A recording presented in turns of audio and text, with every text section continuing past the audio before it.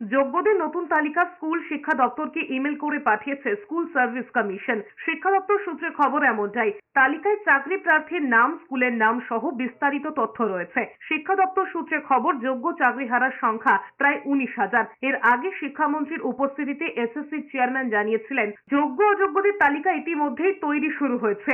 আইনি পরামর্শ নিয়ে 21শে এপ্রিলের মধ্যেই প্রকাশ্যে আনার চেষ্টা হবে। আর এদিনেই চাকরি চুরির দায়ে মমতা বন্দ্যোপাধ্যায় গ্রেফতার হতে পারতেন বলে বিস্ফোরক অভিযোগ করেছেন বিরোধী দলনেতা শুভেন্দু অধিকারী। তার দাবি, সেফ সিপিএম এর জন্য পার পেয়ে গিয়েছেন। তার হুঁশিয়ারি, মুখ্যমন্ত্রীকে গ্রেফতার শুধু সময়ের অপেক্ষা। রাজ্যের বিরোধী দলনেতা বলেছেন, মুখ্যমন্ত্রীকে গ্রেফতার করা শুধু সময়ের অপেক্ষা ছিল, কিন্তু 1997 সালে স্কুল সার্ভিস কমিশনে একটা গোপনে লাইন রেখেছিল। সেই আইন দেখিয়ে এ যাত্রায় বেঁচে গিয়েছেন তিনি। তা না হলে গোটা মন্ত্রিসভা যেটা ডিভিশন বেঞ্চ দিয়েছিল সেই রায় বহাল থাকতো। সিপিএম এর জন্য বেঁচেছে। 97 সালে স্কুল সার্ভিস কমিশনে গোপনে একটা লাইন রেখে দিয়ে গেছে সিপিএম, অ্যাডিশনাল পোস্ট ক্রিয়েশন করা যাবে। সেই একটা লাইন দিয়ে তো বেরোলো।